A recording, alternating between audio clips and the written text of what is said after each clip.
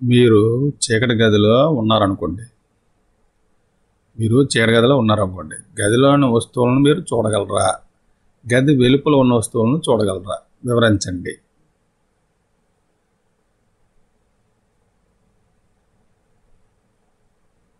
ఇప్పుడు మనం చుట్టూ చూడగలిగే ప్రతి వస్తువు కూడా మన కంటిలోకి ప్రవేశించే వస్తువు ప్రతిబింబించే కాంతి కారణంగా ఉంటుంది. అంటే ఏదైనా వస్తువు మీద కాంతి పడి అది మన కంటిలోకి ప్రవేశించినప్పుడు ఆ వస్తువుకు సంబంధించిన జ్ఞానం మనకు కలుగుతుంది అన్నమాట. తర్వాత వస్తువుపై కాంతి పడకపోతే మనం దాన్ని చూడలేము.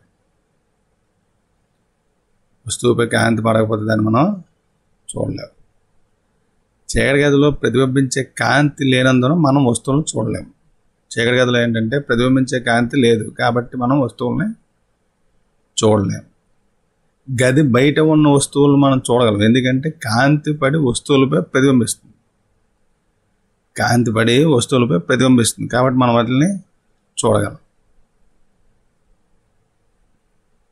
క్రమ మరియు క్రమరహిత పరావర్తనాల మధ్య భేదాలను రాయండి. క్రమరహిత పరావర్తన సూత్రాలను పాటించదా?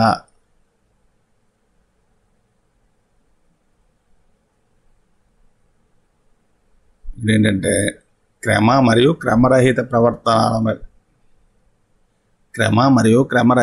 పరావర్తనాల మధ్య భేదాలు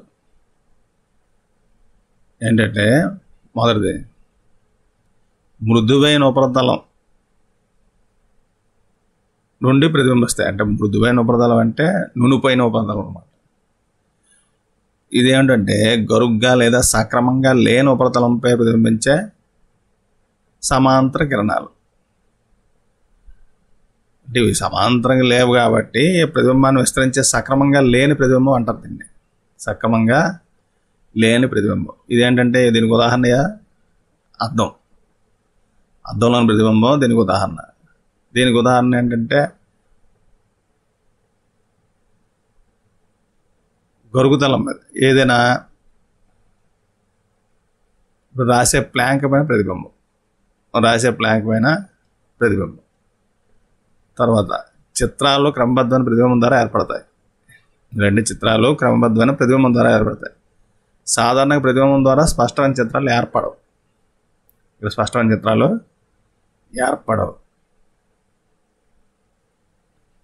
అయితే క్రమరహిత పరావర్తన సూత్రాలను పాటించదా కదా? క్రమరహిత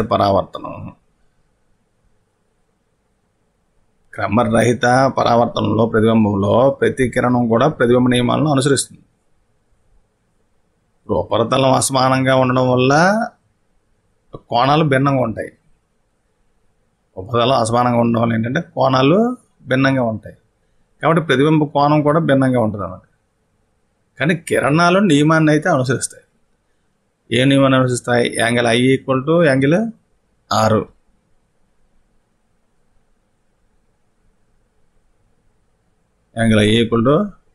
R. ఇవి పరావర్తన కిరణాలని, అంటే ఇవి సమాంతరంగా ఉండవు కానీ యాంగిల్ మాత్రం అనుసరిస్తాయి. తర్వాత అవి తలంలోనే ఉంటాయి, అవి ఒకే తలంలో ఉంటాయి. తర్వాత పతన కిరణం, పరావర్తన కిరణాలు లంబానికి ఇరువైపులా ఉంటాయి అన్నమాట. తర్వాత క్రింది వాటిపై కాంతి పతనమైనప్పుడు క్రమ పరావర్తనం జరుగుతుందా లేదా క్రమరహిత పరావర్తనం జరుగుతుందా? జవాబు సమర్థించుకోమన్నాడు. ఏమడిగాడు? ఫస్ట్ది నునుపు చేసిన చెక్క. ఇప్పుడు నునుపు చేసిన చెక్క బల్ల ఉపరితలంపై సాధారణ ప్రతిబింబం ఏర్పడుతుంది. అంటే ఉపరితలం నున్నగా ఉంది కదా కాబట్టి దాని మీద అసమానతలు తక్కువ ఉంటాయి కాబట్టి సాధారణ ప్రతిబింబం ఏర్పడుతుంది. తర్వాత శుద్ధ పొడి. ఇప్పుడు శుద్ధ పొడిపై ఎక్కువ అసమానతలు ఉంటాయి కాబట్టి ఇక్కడ ఏంటి? క్రమరహిత పరావర్తనం జరుగుతుంది. క్రమరహిత పరావర్తనం జరుగుతుంది. తర్వాత అట్ట ఉపరితలం. అట్ట ఉపరితలంపై ఎక్కువ అసమానతలు ఉంటాయి, ఎక్కువ అసమానతలు ఉంటాయి. అందువల్ల ఇక్కడ కూడా క్రమరహిత పరావర్తనం జరుగుతుంది.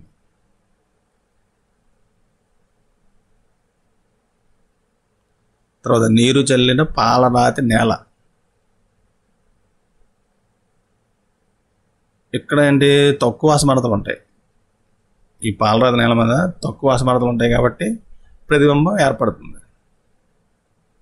అంటే అద్దంలాగా ఉంటుంది అన్నమాట. ఇది అంటే క్రమ పరావర్తనం జరుగుతుంది. తర్వాత దర్పణం. దర్పణ ఉపరితలం సమతలంగా ఉండడం వల్ల ఇక్కడ కూడా క్రమ పరావర్తనం జరుగుతుంది. తర్వాత కాగితం ముక్క. కాగితం ఉపరితలంపై ఎక్కువ అసమానతలు ఉంటాయి కాబట్టి ఇక్కడ క్రమరహిత పరావర్తనం జరుగుతుంది.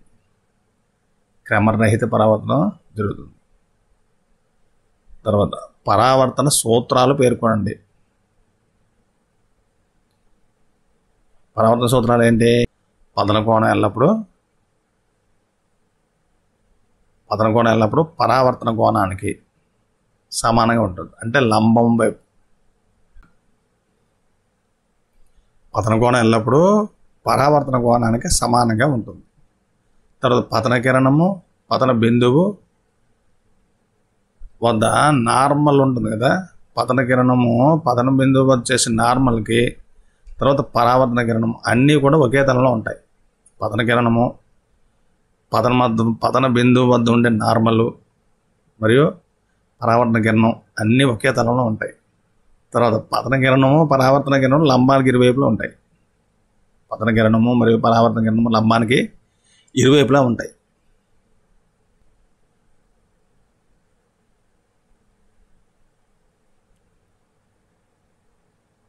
సమతల దర్పణం ముందు ఒక వ్యక్తి 1 మీటర్ దూరంలో ఉంటే ప్రతిబింబం డాష్ దూరంలో ఉంటుంది.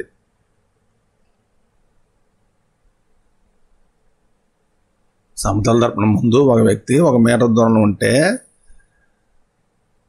ప్రతిబింబం డాష్ దూరంలో కనబడుతుంది. అంటే వ్యక్తి పరంగా అడుగుతున్నాడు ఇక్కడ. సమతల దర్పణం ముందు ఒక వ్యక్తి నిలబడి ఉన్నాడు, 1 మీటర్ దూరంలో నిలబడి ఉన్నాడు.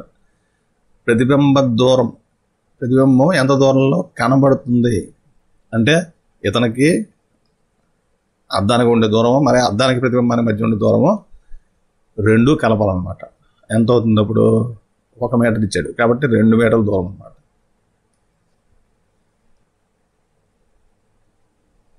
తర్వాత మీరు ఒక సమతల దర్పణం ముందు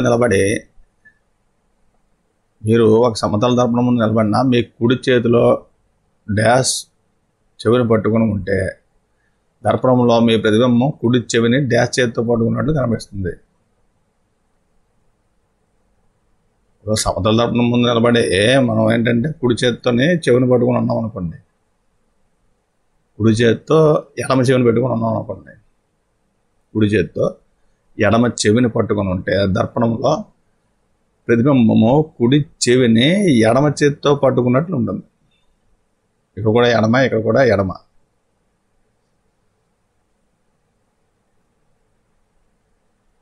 మీరు తక్కువ కాంతిలో చూస్తున్నప్పుడు కంటిపాప పరిమాణం ఏమవుతుంది? పెరుగుతుంది.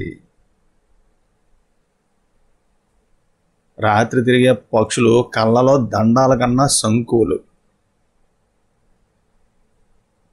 రాత్రి తిరిగే పక్షులు కళ్ళలో దండాల కన్నా శంకువులు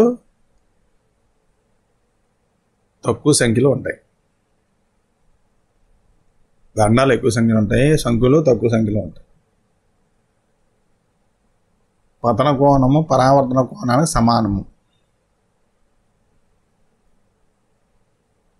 ఎల్లప్పుడూ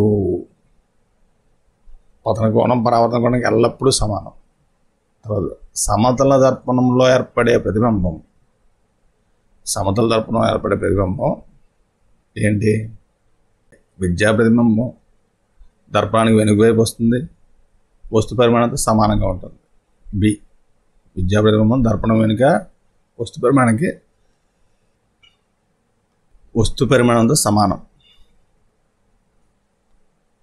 లేజర్ టార్చ్తో చేయాలనుకుంది. తన ఉపాధ్యాయుడు ఆమెకు ఈ విధంగా చేయవద్దని సలహా ఇచ్చారు. ఉపాధ్యాయుడు ఎందుకు అలాంటి సలహా ఇచ్చాడో వివరించగలరా అని అడుగుతున్నాను. ఇక్కడ ఏంటంటే రెటీనాలోని నాడీ కణాలు కాంతి తీవ్రతకు చాలా సున్నితంగా ఉంటాయి. రెటీనాలోని నాడీ కణాలు కాంతి తీవ్రత చాలా సున్నితంగా ఉంటుంది. అధిక తీవ్రత గల లేజర్ కాంతి రెటీనాను ఏం చేస్తుంది? అధిక తీవ్రత గల లేజర్ కాంతి రెటీనాను దెబ్బతీస్తుంది. ఇది శాశ్వత అంధత్వాన్ని దారితీస్తుంది అన్నమాట. కాబట్టి ఉపాధ్యాయుడు ఆమెకు ఆ విధంగా సలహా ఇచ్చారు. మీ కంటి గురించి మీరు ఎటువంటి జాగ్రత్తలు తీసుకుంటారో వివరించండి.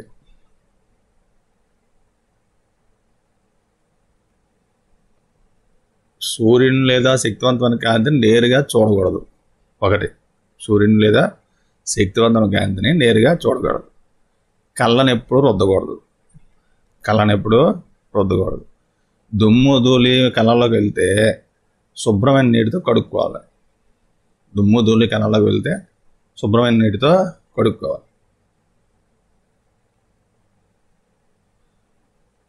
ఇప్పుడు చూసేటప్పుడు ఎప్పుడు కూడా సాధారణ దూరంలోనే ఉండి చూడాలి. చదవడం కూడా సాధారణ దూరంలోనే ఉండి చదవాలి. పుస్తకానికి కళ్ళకు చాలా దగ్గరగా తీసుకురావడం ద్వారా లేదంటే చాలా దూరంగా ఉంచడం ద్వారా కంటి చూపు ఇబ్బంది కలుగుతుంది అన్నమాట. కాబట్టి సాధారణ దూరంలో ఉంచి చదవాల్సి వస్తుంది. తక్కువ వెలుతురున్నా లేదంటే ఎక్కువ వెలుతురున్నా కళ్ళకు మంచిది కాదు. వెలుతురు లేకపోతే కళ్ళకు ఒత్తిడి కలుగుతుంది అన్నమాట. మరి తలనొప్పి కూడా వస్తుంది.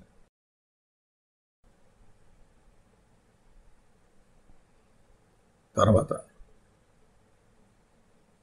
పరావర్తన కిరణం పతన కిరణంతో 90 డిగ్రీల కోణం చేస్తూ ఉంటే పతన కోణం విలువ ఎంత?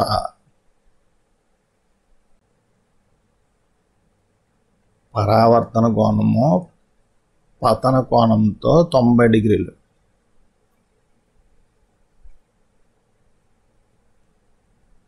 అంటే ఇక్కడ ఇది అనుకోండి, ఇది ఐ పతన కిరణం, ఇది పరావర్తన కిరణం. దీన్ని లంబం తీసుకుంటే పరావర్తన కిరణం పతన కిరణంతో అన్నాడు. పతన కిరణం ఇక్కడ ఉంది, ఇక్కడ పరావర్తన కిరణం ఉంది. మధ్య కోణం ఎంత 90 డిగ్రీలు ఉంటుంది. అంటే నార్మల్గా అటు ఇటు 45 ఉండాలి. అంటే 45 డిగ్రీలు ఉండాలి.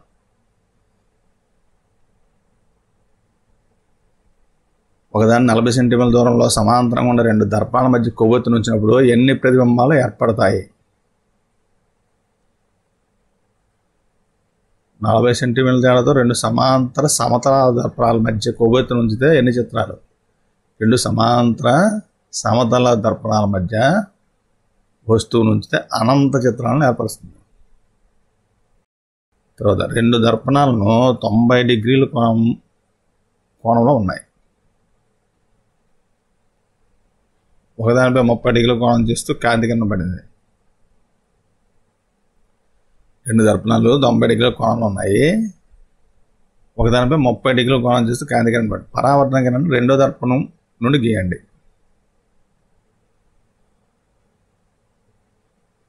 అప్పుడు ఎలా? ఇవి 2 లంబ కోణంలో ఉన్నాయి కదా. 30 డిగ్రీల కోణం ఒకదానిపై కాంతి కిరణం పడింది. 2వ దర్పణం ఏం చేయాలి? ప్రతిబింబించే కిరణాన్ని గీయాలి. అంటే ఇక్కడ నుండి ఇది ఇక్కడ పడినప్పుడు 30 డిగ్రీలు, లంబం తీస్తే ఇక్కడ కూడా 30 డిగ్రీలు. 30 డిగ్రీలు అయినప్పుడు ఇక్కడ మనం లంబం గీసామనుకోండి, అప్పుడు ఇదెంత అవుతుంది? ఇది 30 అయితే ఇది లంబకోణ త్రిభుజం కాబట్టి ఇది 30, ఇది 90 డిగ్రీలు. ఇక్కడ ఎంత ఉంటుంది? 60. అంటే ఇక్కడ నుండి ఇక్కడ గీస్తే 60 డిగ్రీలు. ఎంత కోణం వస్తుంది? 60 డిగ్రీల కోణం. ఇక్కడ ఉన్న 60 డిగ్రీల కోణంతో గీయాలి. తర్వాత భూజో పటంలో చూపినట్లు ఒక సమతల దర్పణం ముందు ఒకవైపున ఏ వద్ద నిల్చున్నాడు. అతను తను చూసుకోగలడా? PQ మరియు R దగ్గర నిల్చున్నప్పుడు ప్రతిబింబాలను చూడగలడా అట.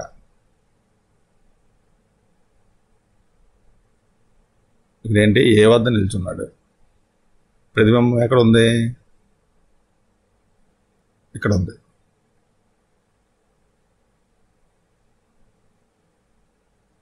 ఏ వద్ద నిల్చున్నాడు. ఏ వద్ద నిల్చున్నప్పుడు ఏంటంటే అది దర్పణానికి ఎదురుగా లేడు కాబట్టి ప్రతిబింబాన్ని చూడలేడు. కానీ పి యొక్క ప్రతిబింబాన్ని చూడగలడు. ఎందుకంటే ఇక్కడ పరావర్తన కేంద్రం ద్వారా. ఇక్కడ క్యూఆర్ఆర్ క్యూ ఏవి చూడలేడు.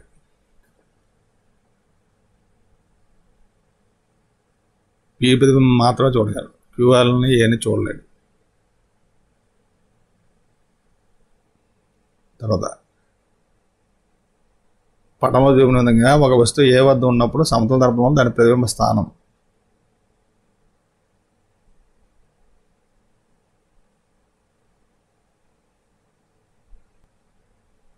అయితే ప్రతిబింబ స్థానం ఎక్కడ ఏర్పడుతుంది? దీని నుండి కిందకి ఏర్పడుతుంది కదా. కిందకి ఏర్పడినప్పుడు దీని యొక్క పరావర్తనము ఈ విధంగా ఉంటుంది. అయితే బి వద్ద ఉన్నప్పుడు పైహెలి ఈ ప్రతిబింబాన్ని చూడగలడు. సి వద్ద భూజో ఈ ప్రతిబింబాన్ని చూడగలడు. బి నుండి సి వెళ్తే ఏ యొక్క ప్రతిబింబం ఎక్కడ కదులుతుంది? ప్రతిబింబం ఏమో కదలదు. తర్వాత విద్యుత్ ప్రవహింపజేసే ద్రవాలు డ్యాస్ మరియు ద్రావణాలు.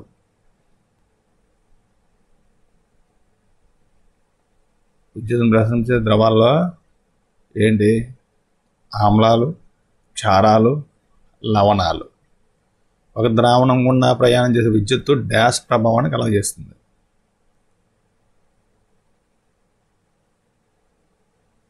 రసాయన ప్రభావం కలుగజేస్తుంది. ఏంటిది? రసాయన ప్రభావం కలుగజేస్తుంది. కాపర్ సల్ఫేట్ ద్రావణం ద్వారా విద్యుత్తును ప్రసరింపజేస్తే బ్యాటరీ యొక్క టెర్మినల్కు అనుసంధానించబడిన ప్లేటుపై రాగి నిక్షిప్తం అవుతుంది. కాపర్ సల్ఫేట్ ద్రావణం కూడా విద్యుత్తును ప్రవాహం చేసినప్పుడు బ్యాటరీ యొక్క డ్యాష్ ధ్రువానికి కలపబడిన పలకపై రాగి నిక్షిప్తం అవుతుంది. బ్యాటరీ యొక్క రుణ ధ్రువానికి కలపబడిన పలకపై రాగి నిక్షిప్తం అవుతుంది. తర్వాత విద్యుత్ ఉపయోగించి ఒక లోహంపై ఏదైనా కోరుకున్న లోహాన్ని పూత వేసే పద్ధతి ఎలక్ట్రోప్లేటింగ్. ఏమంటారు? ఎలక్ట్రోప్లేటింగ్. టెస్టర్ యొక్క గాలి చివరలను ద్రావణంలో ఉంచినప్పుడు అయస్కాంత సూచి అపవర్తనం చెందింది. కారణాలు: టెస్టర్ యొక్క చివరిని ఒక ద్రావణంలో ముంచినప్పుడు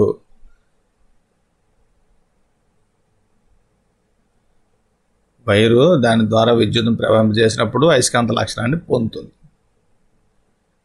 టెస్టర్ యొక్క చివరలను ద్రావణంలో ముంచినప్పుడు తనలో విద్యుత్ ప్రభావం చేసినప్పుడు అయస్కాంత లక్షణాన్ని పొందుతుంది. ఈ అయస్కాంతం దిక్సూచి యొక్క సూదిని ప్రభావితం చేస్తుంది. అయస్కాంతం దిక్సూచి యొక్క సూదిని ప్రభావితం చేస్తుంది. అందువల్ల అయస్కాంత సూది విక్షేపణం చెందుతుంది. అయస్కాంత సూది విక్షేపణం చెందుతుంది. పటంలో చూపిన విధంగా పరీక్షింపబడిన 3 ద్రవాలు తెలపండి.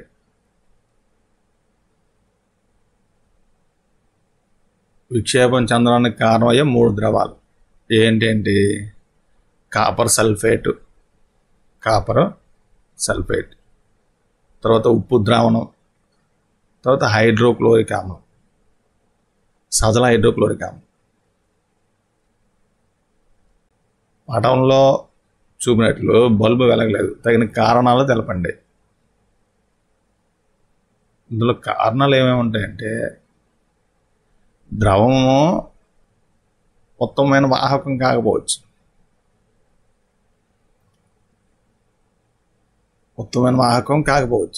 తర్వాత చక్కెర ద్రావణం అంటే ఉత్తమ వాహకాలు విద్యుత్తును ప్రసరింపజేయవు. చక్కెర ద్రావణాలు వంటివి విద్యుత్తును ప్రవహింపజేయవు. కాబట్టి సర్క్యూట్ తెరిచే ఉంటుంది. అంటే బ్యాటరీలు అయిపోయి ఉండవచ్చు, లేదంటే పనిచేసే స్థితిలో లేకపోవచ్చు. బ్యాటరీలు అయిపోయి ఉండవచ్చు, లేదా పనిచేసే స్థితిలో లేకపోవచ్చు. దానివల్ల విద్యుత్ సరఫరా కూడా ఉండదు. తర్వాత ఏంటంటే బల్బు పని చేయకపోయి ఉండొచ్చు. తర్వాత వైర్లలోనే ఏమైనా పగుళ్ళు ఉన్నట్లయితే అప్పుడు కూడా సర్క్యూట్ పనిచేయదు. తర్వాత సర్క్యూట్ ఆపివేసి ఉన్నా పనిచేయదు.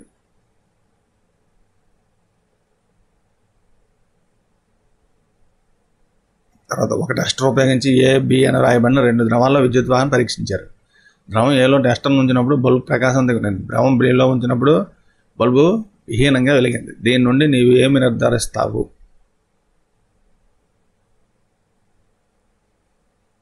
అంటే ద్రవం ఏ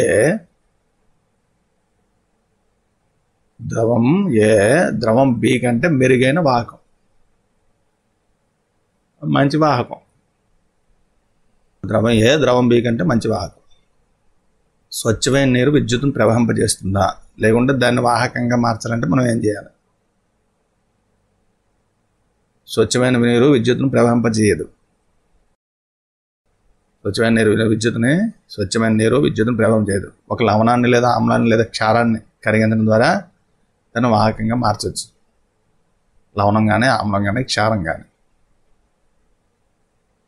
తర్వాత ఇళ్లల్లో అగ్ని ప్రమాదాలు జరిగినప్పుడు అగ్నిమాపక దళం వారు నీటితో మంటలు ఆర్పడానికి ముందుగా విద్యుత్ సరఫరా నిలిపివేస్తారు. ఎందుకు?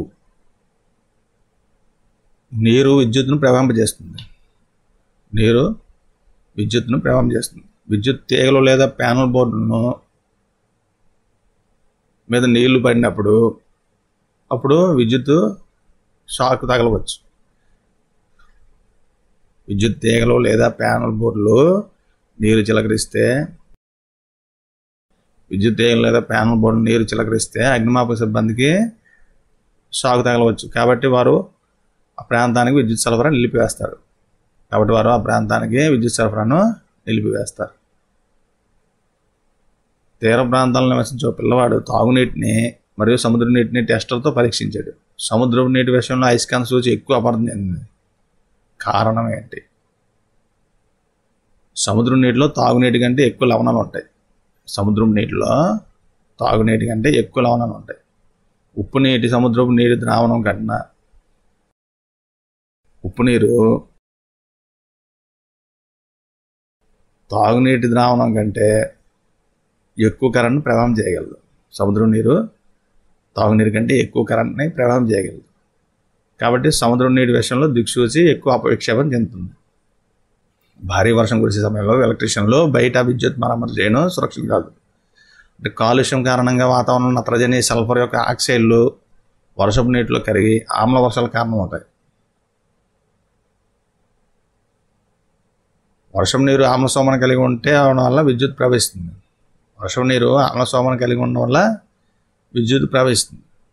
భారీ వర్షం పడినప్పుడు ఎలక్ట్రీషియన్ బయట విద్యుత్ మరమ్మతులు చేస్తే ఆమ్ల వర్షం నీరు విద్యుత్ షాకులు కారణమవుతుంది.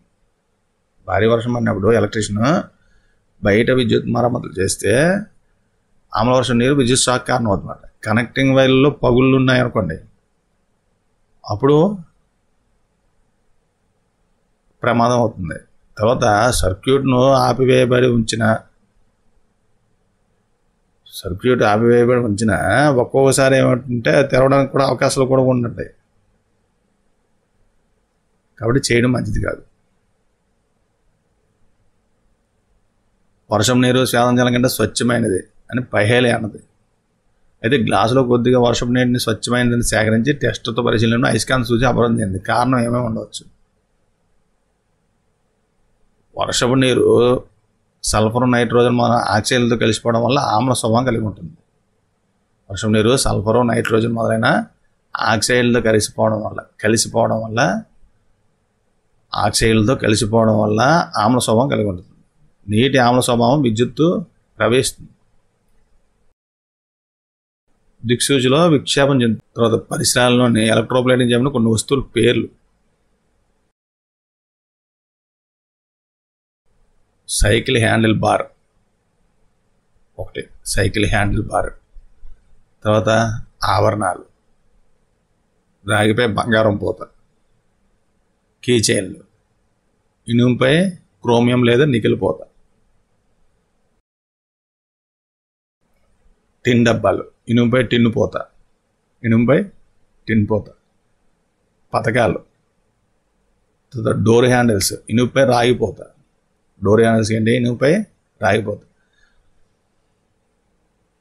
ఇనుప మేకులు, బోల్ట్లు మొదలైన వాటిపైన నికెల్ పూత, ఇనుప మేకులు, బోల్ట్లు మొదలైన వాటిపై నికెల్ పూత, వంతెన రైలింగ్లపై జింక్ పూత, వంతెనల రైలింగ్లపై జింక్ పూత. తర్వాత పాత్రలు అల్యూమినియంపై రాగిపోత, అల్యూమినియంపై రాగిపోత. నీవు రాగిని శుభ్రపరిచే విధానం చూసావు. ఒక స్వచ్ఛమైన పలుచటి రాగి పలక మరియు మందపాటి రాగి కడ్డీలను ఎలక్ట్రోడ్లు వాడారు. రాగి మలిన కడ్డీ నుండి పలుచటి రాగి పలక వైపు పలకపైకి బదిలీ కాబడింది. బ్యాటరీ ధన ధ్రువానికి ఏ ఎలక్ట్రోడ్ కలపబడింది, ఎందుకు? సన్నని స్వచ్ఛమైన రాగి పలకను బ్యాటరీ యొక్క వ్యతిరేకమైన టెర్మినల్కు మరియు అశుద్ధ రాగి కడ్డీని ఏంటంటే దానికి అనుకూలమైన టెర్మినల్కు అతికించాలి. స్వచ్ఛమైన రాగి పలకను ఏం చేయాలి? బ్యాటరీ యొక్క వ్యతిరేకమైన టెర్మినల్కి మరియు స్వచ్ఛమైన కాని రాగి కడ్డీని ఏం చేయాలంటే అనుకూలమైన టెర్మినల్కి అతికించాలి. ఘర్షణ ద్వారా దిగువ పేర్కొన్న వేటిని తేలిగ్గా ఆవేశితం చేయలేము. ఘర్షణ ద్వారా దిగువ పేర్కొన్న వేటిని తేలిగ్గా ఆవేశితం చేయలేము. ఇక్కడ ఏమిచ్చాడు? 4 ఇచ్చాడు. ఇక్కడ ప్లాస్టిక్ స్కేలు, రాగి కడ్డీ, ఊదిన బెలూను, ఉన్ని వస్త్రం. ఏది మనం ఘర్షణ ద్వారా చేయలేము అంటే రాగి కడ్డీని చేయలేము. రాగి కడ్డీని చేయలేము. తర్వాత ఒక గాజు కడ్డీని పట్టుగుడ్డతో రుద్దినప్పుడు కడ్డీ మరియు వస్త్రం రెండూ ధనాత్మక ఆవేశాలు అవుతాయి. ధనావేశం పొందుతుంది, వస్త్రం రుణావేశం పొందును. మరియు వస్త్రము అంటే కడ్డీ మరియు వస్త్రము రెండు రుణావేశం పొందుతాయి. రుణావేశాన్ని కలిగి ఉంటుంది, వస్త్రము ధనావేశాన్ని పొందును. ఇందులో ఏది కరెక్ట్ అంటే ఇక్కడ ఏంటి? వస్త్రం రుణావేశం పొందుతుంది. తర్వాత కడ్డీ ఏమవుతుంది? ధనావేశం పొందుతుంది. ఇది ఇక్కడ బి. 5 వచ్చి 5 కూడా బిఏ. తర్వాత దిగువ వాక్యాల్లో సత్యానికి ఎదురుగా అవును, అసత్యానికి ఎదురుగా కాదు రాయాలి. సజాతి ఆవేశాలు ఒకదాన్నొకటి ఆకర్షించుకుంటాయి. సజాతి ఆవేశాలు ఒకదాన్నొకటి ఆకర్షించుకుంటాయి అంట. సజాతి ఆవేశాలు ఏం చేసుకుంటాయి? వికర్షించుకుంటాయి. కాబట్టి ఇది తప్పు, కాదన్నమాట. తర్వాత ఆవేశపూరిత గాజు కడ్డీ ఆవేశపూరిత ప్లాస్టిక్ స్ట్రాను ఆకర్షిస్తుంది. ఆవేశపూరిత గాజు కడ్డీ ఆవేశపూరిత ప్లాస్టిక్ స్ట్రాను ఆకర్షిస్తుంది. ఇదేంటిది? అవును.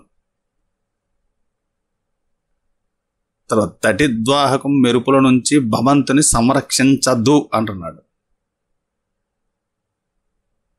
సంరక్షిస్తుంది కాబట్టి ఇది తప్పు, కాదు అన్నమాట ఆన్సర్. తర్వాత భూకంపాలను ముందుగా ఊహించవచ్చు. తప్పు, ఎందుకంటే మనం ఊహించలేం. భూకంపాలను మనం ఊహించలేం. ఇది కూడా కాదు. కొన్నిసార్లు శీతాకాలంలో స్వెటర్ని తీసివేసేటప్పుడు చిటపట శబ్దం వినబడుతుంది. వివరించండి. ఇదేంటంటే ఇప్పుడు మన శరీరము స్వెటర్పై రాపిడి జరిగినప్పుడు, శరీరానికి స్వెటర్ మధ్య రాపిడి జరిగినప్పుడు ఏంటంటే ఛార్జ్ ఏర్పడుతుంది. ఏమవుతుంది? ఛార్జ్ ఏర్పడుతుంది. ఇక్కడ ఏంటంటే మన శరీరంతో స్వెటరు రాపిడికి గురైనప్పుడు ఛార్జ్ ఏర్పడుతుంది. అప్పుడు ఏంటంటే మనం స్వెటర్ తీసేటప్పుడు ఏంటంటే శరీరానికి స్వెటర్ మధ్య గాలి ద్వారా ఏంటంటే ఉత్సర్గం జరుగుతుంది.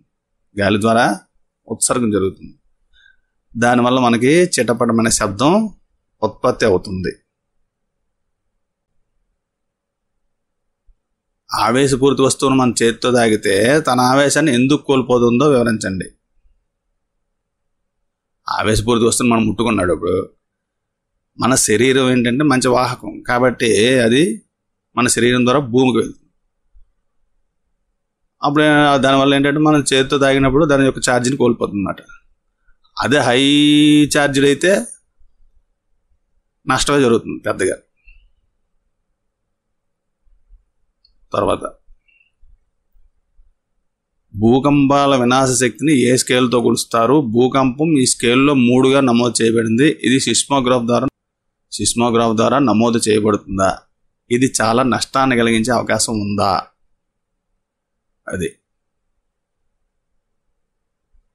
ఇప్పుడు భూకంపాలు ఏంటంటే, భూకంపాల వల్ల ఏంటంటే వినాశ శక్తి జరుగుతుంది అని మనకు తెలుస్తుంది. ఆ భూకంపం యొక్క వినాశ శక్తిని మనం గుర్తించాలంటే ఏ స్కేల్ వాడతాం? రెక్టర్ స్కేల్ వాడతాం. ఏ స్కేల్ వాడతాం? Richter scale. ఇంకేం అడిగాడు ఇక్కడ? 3గా నమోదు చేయబడింది. అయితే సిస్మోగ్రాఫ్ రెక్టర్ స్కేల్పై 3ని నమోదు చేయగలదు. ఇది చేయబడుతుందా అన్నాడు కాబట్టి చేయగలదు, అది కొలవగలదు అనమాట. సిస్మోగ్రాఫ్ నమోదు 3గా ఉన్నదనుకోండి, అప్పుడు తీవ్రత 3 అనమాట. 3 వల్ల ఏమైనా నష్టం జరుగుతుందా అంటే అంత పెద్దగా నష్టం అయితే ఏముండదు, నష్టం ఏమీ జరగదు. కాదు, కొన్నిసార్లు ఏంటంటే అది మనకు తెలియని కూడా తెలియదు అనమాట. తర్వాత మెరుపుల నుండి మనల్ని మనం రక్షించుకోవడానికి 3 చర్యలు. మెరుపుల నుండి మనల్ని మనం రక్షించుకోవడానికి 3 చర్యలు ఏంటంటే, 1 పొడవైన చెట్లు లేదా ఎత్తైన వస్తువుల కింద నిలబడకూడదు. ఒకటేంటే పొడవైన చెట్లు కానీ లేదంటే ఎత్తైన వస్తువులు కానీ వాటి కింద, పొడవైన చెట్లు కానీ ఎత్తైన వస్తువులు కానీ వాటి కింద మనం నిలబడకూడదు. రెండోది ఏంటంటే ఉరుములతో కూడిన వర్షం కురిసే సమయంలో టెలిఫోన్ తీగలు, విద్యుత్ తీగలు మరియు పైపులకు కానీ, టెలిఫోన్ తీగలకు కానీ, విద్యుత్ తీగలు కానీ, లేదంటే మెటల్ పైప్స్, లోహపు పైపులు అన్నమాట, వాటికి తగలకుండా ఉండాలి. వర్షం పడే సమయంలో ప్రవహించే నీటిలోని స్నానం చేయకూడదు. ఉరుములు మెరుపులతో కూడిన వర్షం పడే సమయంలో ప్రవహించే నీటితో స్నానం చేయకూడదు. తర్వాత ఒక ఆవేశపూరిత బెలూను మరొక ఆవేశపూరిత బెలూను వికర్షిస్తుంది. మరోవైపు ఒక ఆవేశరహిత బెలూను మరో ఆవేశపూరిత బెలూన్ను ఆకర్షిస్తుంది. ఇదేంటి? ఒక ఆవేశపూరిత బెలూను మరొక ఆవేశపూరిత బెలూన్ను వికర్షిస్తుంది. మరోవైపు ఏంటంటే ఒక ఆవేశరహిత బెలూను మరో ఆవేశపూరిత బెలూన్ను ఆకర్షిస్తుంది.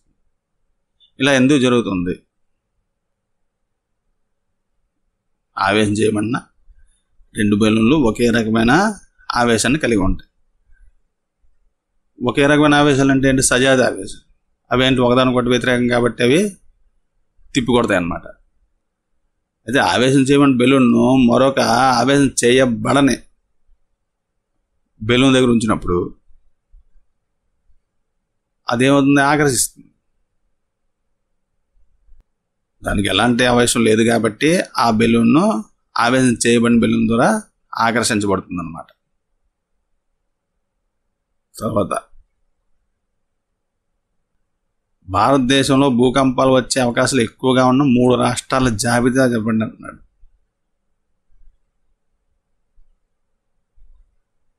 భారతదేశంలో భూకంపాలు ఎక్కువగా వచ్చే రాష్ట్రాలు 3 ఏంటంటే, 1 జమ్మూ అండ్ కాశ్మీర్, తర్వాత గుజరాత్, రాజస్థాన్ మరియు అస్సాం. కాశ్మీరు, గుజరాత్, రాజస్థాన్, అస్సాం.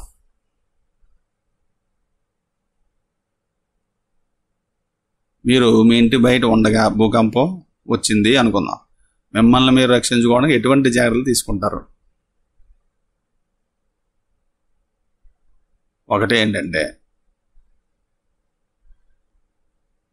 ఏంటంటే ఇంటి బయట కానీ ఉన్నట్లయితే భవనాలు, చెట్లు, విద్యుత్ లైన్లుకి దూరంగా ఉండే ఒక ప్రదేశాన్ని కనుగొని నేలపై పడుకుని పోవడం. ఒకటేంటి భవనాలు, చెట్లు లేదంటే విద్యుత్ లైన్లకి దూరంగా ఒక స్పష్టమైన ప్రదేశాన్ని కనుగొని నేలపై పడుకోవడం ఒకటి.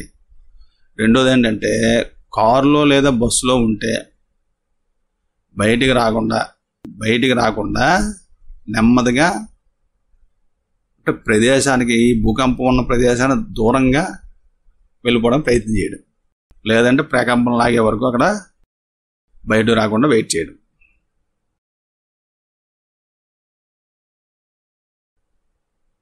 తర్వాత ఒకరోజు ఉరుములతో కూడా వర్షం కురిసే అవకాశం ఉందని వాతావరణ శాఖ అంచనా వేస్తుంది. ఆ రోజు మీరు బయటికి వెళ్ళవలసి వచ్చింది అనుకుందాం, గొడుగు తీసుకెళ్తారా? వివరించండి. లేదు, ఎందుకంటే గొడుగు ఒక లోహ వస్తువు. గొడుగు అంటే ఒక లోహ వస్తువు. అది ఏం చేస్తుంది? మెరుపును తొందరగా ఆకర్షిస్తుంది. దాని గుండా ఏంటంటే భూమి మీదకి విద్యుత్ ఛార్జ్ వెళ్ళే అవకాశం ఉంది.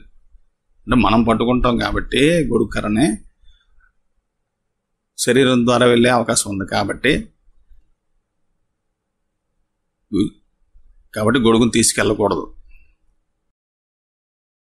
అంటే విద్యుత్ షాక్ జరిగే అవకాశం ఉంటుంది.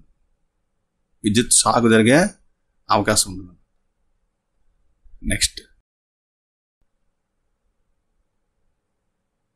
ఏ కారకాల వల్ల దహనం జరుగుతుందో జాబితా తయారు చేయమంటారు. ఏ కారకాల వల్ల దహనం జరుగుతుందో జాబితా తయారు చేయండి. దహనం ఎలా జరుగుతుంది? ఆక్సిజన్ సమక్షంలో జరుగుతుంది. దహనము గాలి, అదే ఆక్సిజన్ సమక్షంలో జరుగుతుంది.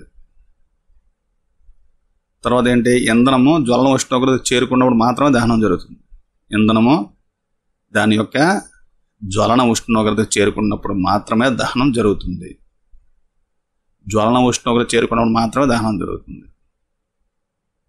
తర్వాత కలప మరియు బొగ్గును కాల్చడం వల్ల గాలిలో డ్యాష్ విడుదలవుతుంది. ఏమవుతుంది? కార్బన్ డైఆక్సైడ్ విడుదలవుతుంది. తర్వాత గృహాల్లో ఉపయోగించే ద్రవ ఇంధనం కిరోసిన్. ఏంటిది? కిరోసిన్. తర్వాత ఇంధనాన్ని మండించుటకు దానిని ముందుగా డ్యాష్కి వేడి చేయాలి. దేని కొరకు వేడి చేయాలని? జ్వలన ఉష్ణోగ్రతకి వేడి చేయాలి. ఇంధనాన్ని మండించుటకు దానిని ముందుగా జ్వలన ఉష్ణోగ్రతకి వేడి చేయాలి. చమురు వల్ల ఏర్పడిన మంటలను డ్యాష్ ద్వారా నియంత్రించలేము. దేని ద్వారా నియంత్రించలేము? నీరు. దేని ద్వారా? నీరు. ఇక్కడ కలప మరియు బొగ్గును కాల్చడం వల్ల గాలిలో డ్యాష్ విడుదలను కాలుష్యం అని కూడా రాసుకోవచ్చు. తర్వాత వాహనాల్లో సిఎన్జి వినియోగం మన నగరాల్లోని కాలుష్యాన్ని ఎలా తగ్గించిందో వివరించండి. సిఎన్జి అనేది ఏంటి? Compressed natural gas. ఇదేంటంటే ఒక శుద్ధమైన ఇంధనం అనమాట. ఇది చాలా తక్కువ మొత్తంలో హానికరమైన పదార్థాలను ఉత్పత్తి చేస్తుంది. ఇది చాలా తక్కువ మొత్తంలో హానికరమైన ఉత్పత్తులను ఉత్పత్తి చేస్తుంది. ఆటోమొబైల్లో డీజిల్ మరియు పెట్రోల్ ఇంధనాలుగా ఉపయోగించడం కంటే సిఎన్జిని ఉపయోగించడం మంచి అన్నమాట, మేలు. సిఎన్జిని ఉపయోగించడం వల్ల కాలుష్యాన్ని తగ్గించవచ్చు. మన నగరాల్లో కాలుష్యం తగ్గుతుంది. అందుకే డీజిల్ మరియు పెట్రోల్ బదులుగా సిఎన్జిని వాడుతున్నారు. కాబట్టి మన నగరాల్లో కాలుష్యం తగ్గుతుంది. ఇంధనాలుగా ఎల్పిజి మరియు కలపలను ఒకదానితో ఒకటి పోల్చండి. ఎల్పిజి ఇదేంటి? కలప. ఇదేంటి? వాయు ఇంధనం. ఎల్పిజి ఏంటి? వాయు ఇంధనం. ఇదేంటి? ఘన ఇంధనం. ఎల్పిజికి అధిక కెలోరిఫిక్ విలువ ఉంటుంది. దీని కలపకి తక్కువ కెలోరిఫిక్ విలువ ఉంటుంది. ఇది హానికరమైన ఉత్పత్తులను ఉత్పత్తి చేయదు. ఇది హానికరమైన ఉత్పత్తులను ఉత్పత్తి చేస్తుంది. ఏది? కలప. హానికరమైన ఉత్పత్తులను ఉత్పత్తి చేస్తుంది. ఇది చేసిన ఎల్పిజి తక్కువ మొత్తం అన్నమాట, తక్కువ మొత్తంలో ఉత్పత్తి చేస్తుంది. దీన్ని ఏంటంటే సిలిండర్లో నిల్వ చేయవచ్చు, దీన్ని నిల్వ చేయలేము.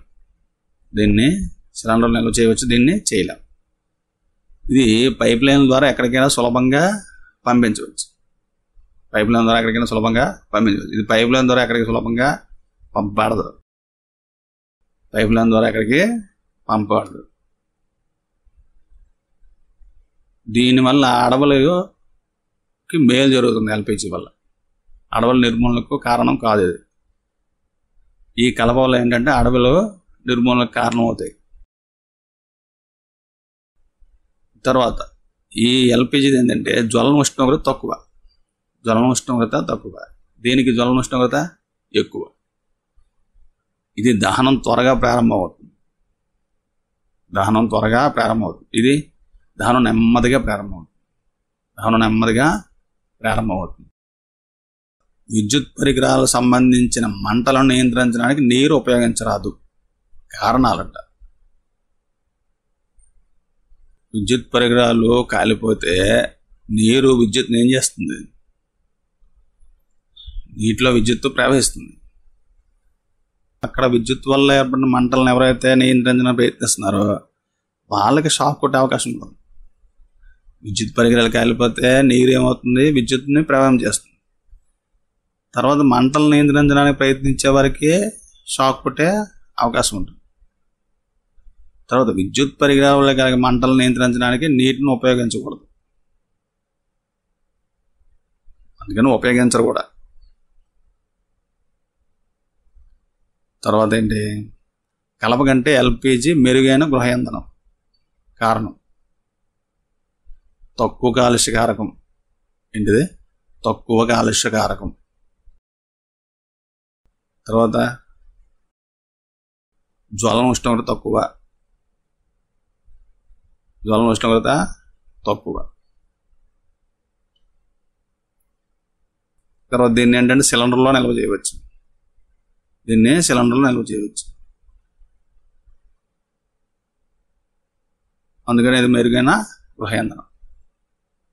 కాగితానికి సులభంగా మంట అంటుకుంటుంది, కానీ అల్యూమినియం గొట్టం చుట్టూ చుట్టబడిన కాగితం ముక్క సులభంగా మంట అంటుకోదు. ఎందుకు?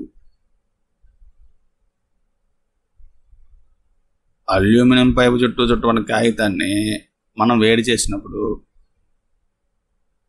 అప్పుడు ఏమవుతుంది, అల్యూమినియంకి బదిలీ అవుతుంది వేడి.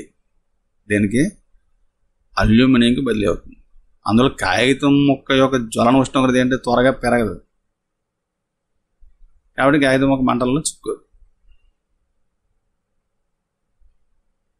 తర్వాత ఇంధనం కిలోరోఫికల్ యొక్క ప్రమాణం ఏమిటి?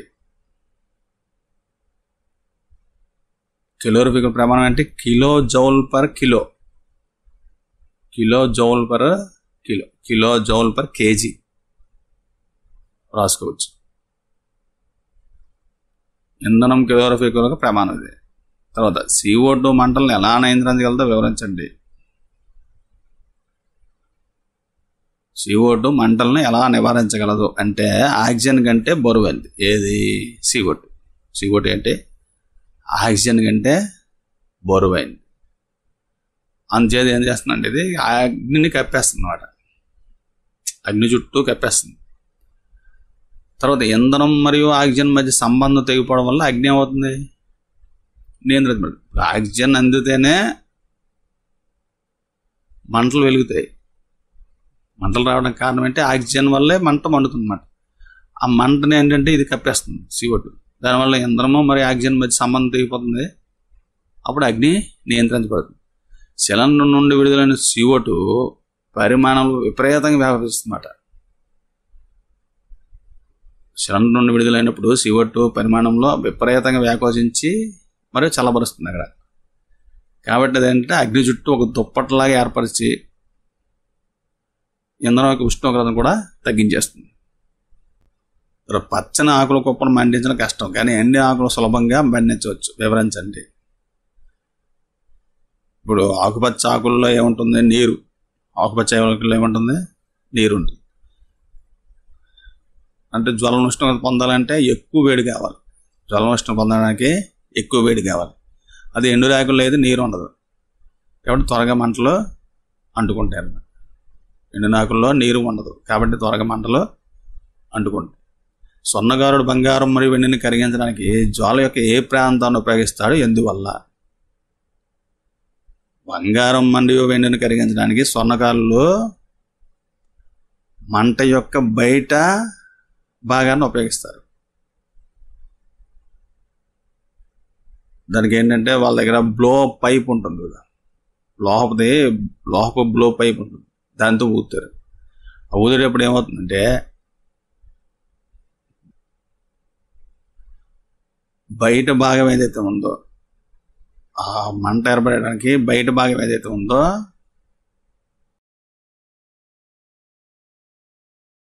బయట భాగం ఏంటంటే బాగా వేడిగా ఉంటుంది. అందుచేత ఏం చేస్తారంటే బయట భాగం మండేటట్లు బ్లో పైప్తో ఊదుతారనమాట. అంటే అది లోపలి మరి మధ్య భాగాల కంటే వేడిగా ఉంటుంది. బయట భాగాన్ని మంట యొక్క బయట భాగాన్ని ఉపయోగిస్తారు. వాళ్ళు మంట యొక్క బయట భాగాన్ని ఉపయోగిస్తారు. తర్వాత ఒక ప్రయోగంలో 4.5 కిలోగ్రాముల ఇంధనం పూర్తిగా మండినప్పుడు ఉత్పత్తి అయిన ఉష్ణం 1,80,000 జౌల్స్, కిలో జౌల్స్గా కొలిచారు. 1,80,000 కిలో జౌల్స్గా కొలిచారు. అయినా ఇంధనం యొక్క కిలోరోఫిలిక్ విలువ ఎంత? ఇది 4.5 కిలోల ఇంధనం పూర్తిగా కాలిపోయింది, పూర్తిగా దానం చేయబడింది కదా. ఇప్పుడు ఉత్పత్తి చేయడం ఉష్ణం ఎంత? 1,80,000 కిలో జౌల్స్. ఇంధనం యొక్క కిలోరోఫిలిక్ విలువ కావాలి మనకి. ఇప్పుడు కిలోరోఫిలిక్ విలువ ఈక్వల్ టు ఏంటి? కిలోరోఫిలిక్ విలువ ఈక్వల్ టు కిలోకు కిలో జౌలు, అంతే కదా. కిలోకి కిలో జౌలు. కిలోరోఫిలిక్ విలువ అంతా కిలోకి కిలో జౌలు. అలాంటప్పుడు 4.5 కిలోలకి 1,80,000 కిలో జౌల్స్. 1 కిలోకి ఎంత? 1,80,000 by 4.5, 40,000 kilo joules per KG. 40,000 kilo joules per KG. ఇంధనం యొక్క కిలోరోఫిలిక్ విలువ అంతా 40,000 కిలో జౌల్స్ పెర్ కేజీ.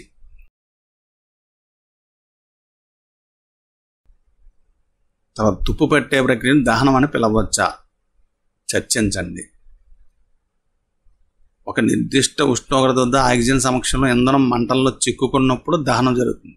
ఒక నిర్దిష్ట ఉష్ణోగ్రత వద్ద ఆక్సిజన్ సమక్షంలో ఇంధనం మంటల్లో చిక్కుకున్నప్పుడు దహనం జరుగుతుంది. ఇప్పుడు ఏంటంటే ఇనుము ఏంటంటే ఇంధనం కాదు. అది గాలి సమక్షంలో మంటలకేమీ అంటుకోదు. ఇనుము తుప్పడం అనేది ఏంటంటే ఒక ఆక్సీకరణ చర్య. ఒక ఆక్సీకరణ చర్య తప్ప దహనం కాదు. తర్వాత అభిద మరియు రమేష్లు ఒక బేకర్లో నీటిని వేడి చేసే ప్రయోగం చేస్తున్నారు. అభిద కొవ్వొత్తి మంటలను పసుపు భాగంలో వత్తి దగ్గర బేకర్ ఉంచింది. రమేష్ బేకర్ను మంటకు వెలుపల భాగంలో ఉంచాడు. ఎవరి నీరు త్వరగా వేడెక్కుతుంది? రమేష్ నీరు తక్కువ సమయంలో వేడి చేయబడుతుంది. ఎందుకంటే మంట యొక్క బయట భాగం పసుపు భాగం కంటే చాలా వేడిగా ఉంటుంది. కాబట్టి నీరు తొందరగా వేడి చేయబడుతుంది.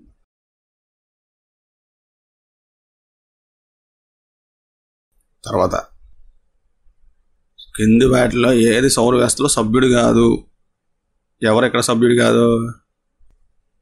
నక్షత్ర రాశి సి. కింది వాటిలో సూర్యుని యొక్క గ్రహము కానిది ఏది? క్రింది వాటిలో సూర్యుని యొక్క గ్రహము కానిది ఏది? ఏంటి గ్రహం కాదు ఇందులో? సిరియస్ అనేది అంటే ఒక నక్షత్రం కదా. తర్వాత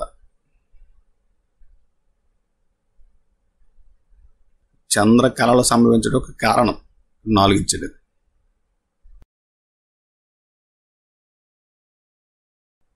కాంతిని మనం విపరాధం చెందించే చంద్రుని భాగాన్ని మాత్రమే మనం చూడగలం.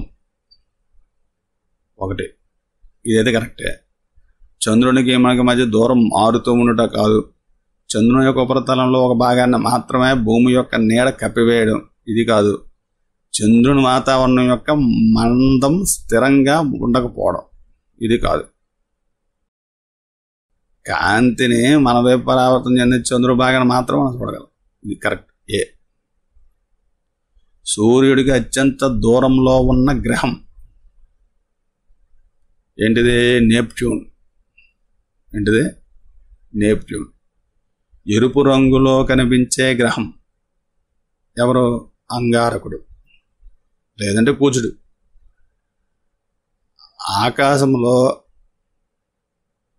ఆకాశంలో ఒక నమూనాగా కనిపించే నక్షత్రాల సముదాయాన్ని డ్యాస్ అంటారు. ఏమంటారు? నక్షత్ర రాశి. నక్షత్ర రాశి. తర్వాత ఒక గ్రహం చుట్టూ తిరిగే ఖగోళ వస్తువుని డ్యాస్ అంటారు. ఏమంటారు? ఉపగ్రహం. షూటింగ్ స్టార్లు నిజానికి డ్యాస్ కావు. షూటింగ్ స్టార్లు నిజానికి డ్యాస్ కావు.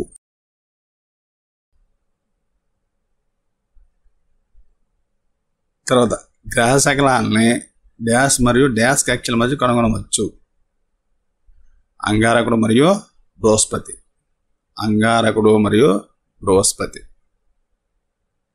తర్వాత ఇందులో తప్పు లేదా ఒప్పు రాయాలి. ధ్రువ నక్షత్రం సౌర వ్యవస్థలో సభ్యుడు.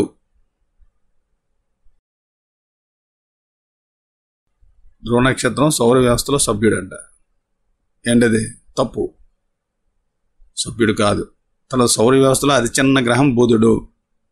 ఇది ఒప్పు. ఇది రెండోది ఒప్పు. యురేనస్ సౌర వ్యవస్థలో అత్యంత సుదూర గ్రహం. అత్యంత సుదూర గ్రహం ఏది? నెప్ట్యూన్ కదా, యురేనస్ కాదు. ఇన్సాట్ ఒక కృత్రిమ ఉపగ్రహం. ఇన్సాట్ ఒక కృత్రిమ ఉపగ్రహం. ఇది ఒప్పు. సౌర వ్యవస్థలో 9 గ్రహాలు ఉన్నాయి. తప్పు. ఎన్ని ఉన్నాయి? 8 కదా. తర్వాత ఓరియన్ నక్షత్ర రాశిని టెలిస్కోప్తో మాత్రమే చూడగలం.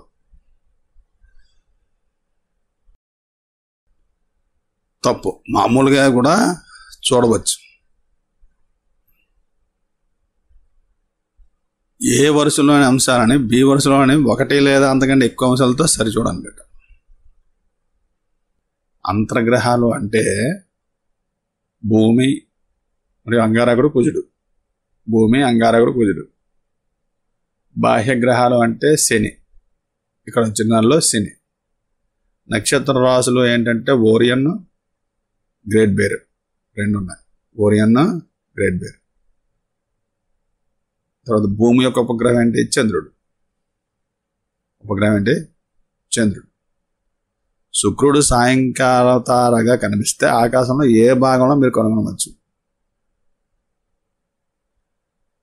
ఆకాశంలో పశ్చిమ భాగంలో కనిపిస్తాడు శుక్రుడు. ఎక్కడ? పశ్చిమ భాగంలో. సౌర వ్యవస్థలోనే అతిపెద్ద గ్రహం ఏంటి? బృహస్పతి. అతిపెద్ద గ్రహం అంటే బృహస్పతి. నక్షత్ర రాశులు అంటే ఏంటి? ఏవైనా 2 నక్షత్రాల పేర్లు చెప్పండి.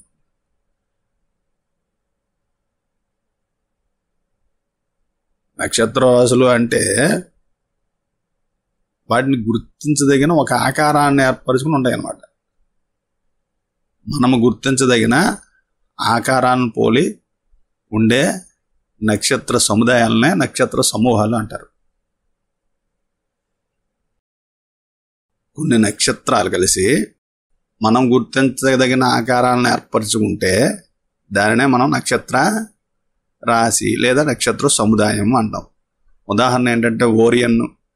ఉదాహరణ అంటే ఓరియన్, క్యాసియోపియా, తర్వాత ఉర్సా మేజరు. ఇవి గ్రహాలు కాకుండా సౌర వ్యవస్థలో సభ్యులుగా ఉన్న 2 ఇతర వస్తువులు. గ్రహాలు కాకుండా సౌర వ్యవస్థలో సభ్యులు ఎవరు? చంద్రుడు. గ్రహాలు కాకుండా కాబట్టి చంద్రుడు, తర్వాత గ్రహ శకలాలు, తర్వాత తోకచుక్కలు, తర్వాత తోకచుక్కలు, ఇలా అన్నమాట. తర్వాత వరుసా మెదడు సాయంతో మీరు ధ్రువ నక్షత్రాన్ని ఎలా గుర్తించవచ్చో వివరించండి. ఇప్పుడు వేసవి కాలంలో అంటే చంద్రుడు లేని సమయంలో, చంద్రుడు లేని రాత్రి అందు మనం ఆకాశం వైపు చూసినట్లయితే అది ఎటువైపు ఉత్తర భాగం వైపు చూడాలి. ఎటువైపు చూడాలి? ఉత్తర భాగం వైపు చూడాలి. ఉత్తర దిశ అనమాట. చూస్తే అక్కడ మనం ఏంటి వర్షా మేజని గుర్తించవచ్చు. వర్షా మేజర్ అంటే ఏది? సప్తర్షి మండలం అంటాం కదా, అదే. ఈ సప్తర్షి మండలం చివరిలో 2 నక్షత్రాలు ఉంటాయి. చివరిలోనే 2 నక్షత్రాలు ఉంటాయి. ఈ 2 నక్షత్రాలని కలుపుతూ ఒక సరళ రేఖను కానీ మనం ఊహించామనుకోండి, అక్కడ మనకి ఊహిస్తే ఆ సరళ రేఖ వెంబడి మనం చూసినట్లయితే అంటే ఉత్తర దిశ వైపు అక్కడ అంత ప్రకాశవంతంగా ఉండాలని ఒక నక్షత్రం చూడొచ్చు. అంటే లైట్ కనిపిస్తుంది అనమాట. దాన్నే మనం ధ్రువ నక్షత్రం అంటాం. మనం అలా పర్టికులర్గా చూస్తే ధ్రువ నక్షత్రాన్ని మనం చూడొచ్చు. అంటే ఏంటంటే ఆ నక్షత్రం మాత్రం కదలదు, చుట్టూ ఇవన్నీ కూడా తిరుగుతూనే ఉంటాయి. మనం అబ్జర్వ్ చేసినట్లయితే ఒక్కొక్క సమయంలో నక్షత్రం యొక్క స్థానాలు మారుతుంటాయి, కానీ ఆ ధ్రువ నక్షత్ర స్థానం మాత్రం మారదు. ఇప్పుడు ఆకాశంలో ఉన్న నక్షత్రాలు అన్నీ కదులుతాయా? వివరించండి. కదులుతాయి, ఒక్క ధ్రువ నక్షత్రం తప్ప. ఆకాశంలో అన్ని నక్షత్రాలు కూడా కదులుతాయి, కానీ ధ్రువ నక్షత్రం తప్ప.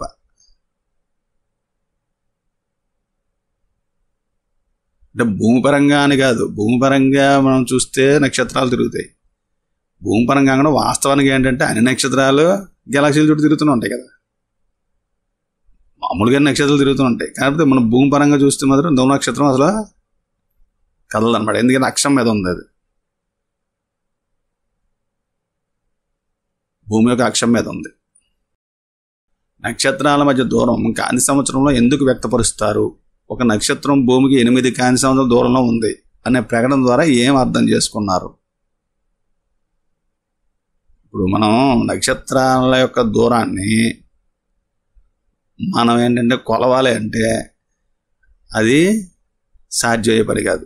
నక్షత్రాల యొక్క దూరాన్ని కొనడం సాధ్యం కాదు. ఇప్పుడు ఉదాహరణకి ఏంటంటే భూమి నుండి ప్రాక్సిమా సెంటారి నక్షత్రం ఉంది. భూమి నుండి అంటే మనకి అతి దగ్గరగా ఉన్న నక్షత్రం ఏంటంటే ప్రాక్సిమా సెంటారి. ఇది భూమి నుండి ఎంత దూరంలో ఉంది అంటే 4 కోట్ల కిలోమీటర్లు ఉంది. 4 కోట్ల కిలోమీటర్ల దూరం ఉంది. 4 × 10⁻13 కిలోమీటర్ల దూరం ఉంటుంది. ఇది 4 × 10⁻13 కిలోమీటర్స్ దూరంలో ఉంటుంది. ఇది కొద్ది చదవడం కష్టం. మనం అంత పెద్ద దూరాలను మనం ఎలా కొలుస్తామంటే కాంతి సంవత్సరాల్లో కొలుస్తాం. ఆ కాంతి సంవత్సరం అనేది ఏంటి? కాంతి సంవత్సరం అంటే కాంతి ఒక సంవత్సరంలో ప్రయాణించే దూరం. ఇప్పుడు సూర్యుడు మనకి ఎంత దూరంలో ఉన్నాడంటే ఏం చెప్తాం? 8 నిమిషాల దూరం, అంతే కదా. 8 నిమిషాలు అంటే కాంతి ఒక సెకండ్కి 3 లక్షల కిలోమీటర్లు ప్రయాణం చేస్తుంది. అలాగే 8 నిమిషాలకి ఎంత ఉందో మనం క్యాలిక్యులేట్ చేసి సరిపోతుంది. అది అంటే 150. అంటే మనం 8 నిమిషాలు సూర్యుడికి మనకి మధ్య ఉన్న దూరం ఎంత అంటే 8 నిమిషాలు చెప్తుంది. 8 నిమిషాలు అనేది ఏంటంటే 8 నిమిషాలు ఇంటూ కాంతి సంవత్సరం వేసుకుంటే ఎన్ని కిలోమీటర్లు మనకు తెలిసిపోతుంది. అలాగే ఒక నక్షత్రం నుండి 8 కాంతి సంవత్సరాల దూరంలో ఉంది అంటే 8 సంవత్సరాలు దూరంలో ఉందంటే కాంతి సంవత్సరం ఎంత సంవత్సరానికి? కాంతి సంవత్సరం ఎంత సంవత్సరానికి ఎంత దూరం ప్రయాణిస్తుంది అంటే 9.461 × 10⁻15 మీటర్స్ అనమాట. 9.461 × 10⁻15 మీటర్స్.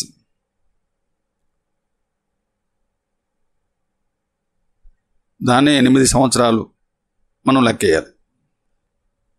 దాన్ని మనం 8 సంవత్సరాలు లెక్కేయాలి. ఎంత వస్తుంది ఆన్సర్? 9.461 ఇంటూ 8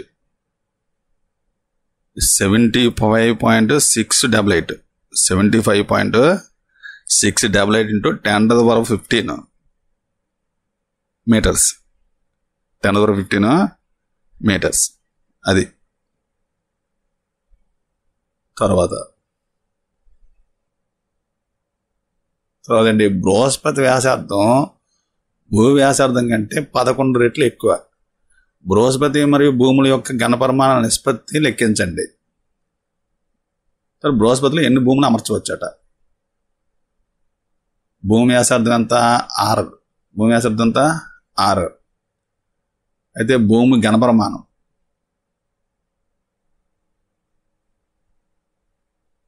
భూమి వ్యాసార్థం ఎంత? 6 యూనిట్లు. భూమి వ్యాసార్థం ఎంత? 6 యూనిట్లు.